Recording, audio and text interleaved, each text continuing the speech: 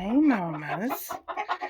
So what we have here is a couple of broody mamas. Hi. Can I see your eggs? Hey. I know. I'm just going to candle them. It's a little lighter in here than I'd like.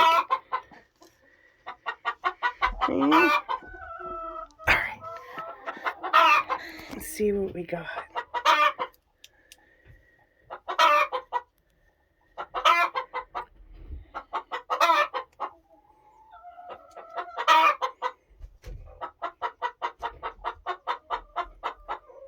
That one doesn't look good to me.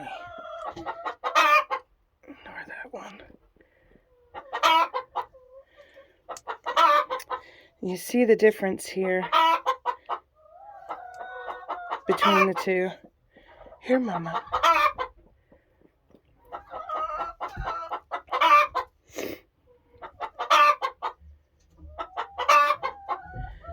Here you go, Mama. Hey.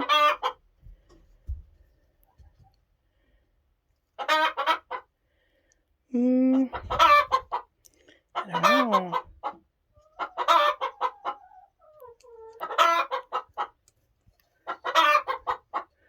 No.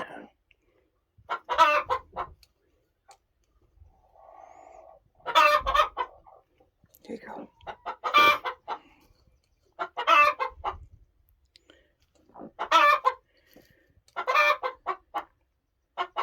Alright.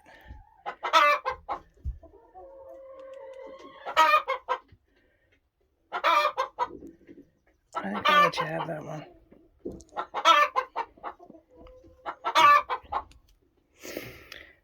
So we have another broody mama back here. And I don't know if she's going to let me near her eggs, but we're going to try.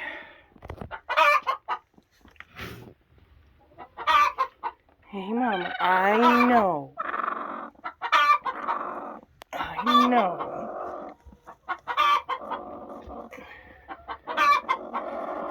I know.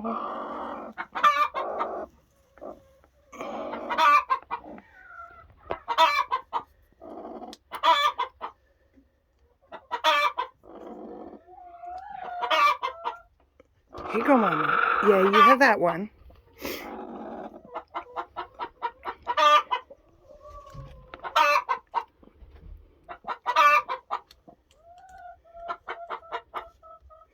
You tuck those back under you, sweetie.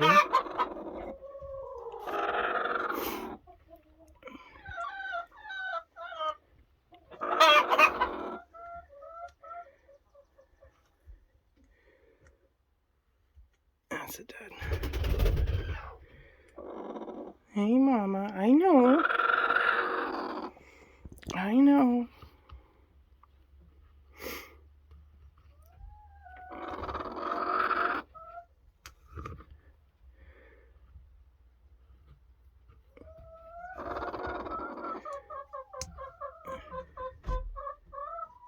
Yeah, I like that one. One more.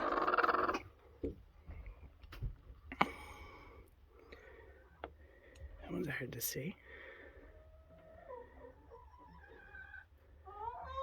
Yeah, you can have that one. Alright, so we're gonna take this one here and let Mama have the rest of these. Here you go, Mama. Hey. Hey, you gonna tuck them under? Hey. So we have a couple options with hens when they go broody, which is what happened with those girls, and they've been trying for like a month to sit on eggs, and I kept taking the eggs. So you can do that. You can just keep taking the eggs and hope they eventually get over it. Or you can put them in what I call a broody breaker, which is an elevated crate that doesn't allow their bellies to get warm and stay warm, so their bodies don't heat up and they kind of get out of that trance of trying to make babies. Or you can give them eggs. and I decided to give them some eggs. And I've separated them so they've got their own space and they've got their own feed, and nobody's trying to get in the nest box and lay eggs and break the eggs that they've been sitting on for a few days. I don't have to worry about figuring out which eggs are fresh and which ones are not. And so that's why we do that. So that's what we're doing. We're letting them have some chicks and hatch them out and take care of them. And I think that's going to work for us. So we're going to get the rest of these chores done and have a look around at what else is happening. So this is kind of like our squash and bean area. There's some corn planted and you can see it's starting to flower. Some of it, the corn's coming on good. It's really enjoying this rain. And we've got really nice rows of beans starting to pop up here. So a little bit of weeds, we'll get in here and hoe it and keep it clean. But otherwise it looks pretty good. So I'm just having a quick look in the high tunnel this morning. It is really hot in here. So I'm just gonna pop off like this is a sucker. We'll get rid of that. And do a little bit of winding. These are growing, you know, a few inches a day at this point because it is just so hot. I don't know. We don't usually get this kind of heat, but here we are. But they look good. There's just lots and lots of blossoms. We're gonna have lots and lots of tomatoes very shortly. And the peppers are just loving this heat. They're just taking off.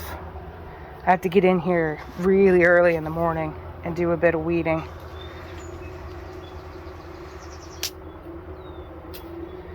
But these peppers, some of them have just right taken off. This is a emerald fire jalapeno, and it is just massive. And then this is the habanero, and it hasn't started bloom. Well, yeah, there it is. It's just getting ready to bloom. The Campanacchis are looking really nice. They've got some peppers here. We'll let those ripen. And this is another emerald fire jalapeno that has just got a great couple of jalapenos on here. And more starting. And the shishitos are really getting going here. They're just covered. It's exciting. It's really hot today. Tomatoes, fabulous. It's really the best time to pick them when it's really, really hot. Midday, all the sugars concentrate in the fruit, and they are just fantastic. So I'm trellising my tomatoes here, and I wanted to show you what a fasciated blossom looks like. It's very, very common in heirloom tomatoes, and I'm growing a lot of black crim this year. Some of the first tomatoes that are put out are fasciated, and basically it means that there's like more than one blossom growing together, and it's characterized by a flat stem and this like wonky looking blossom.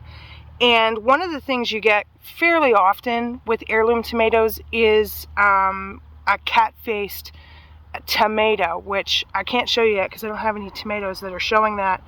But I'm going to show you this blossom and then I'm going to pick it off because I don't really like the cat-faced tomatoes. They don't really ripen evenly because it's more than one blossom together, so it's more than one tomato growing together. So I'm just going to show you what this looks like.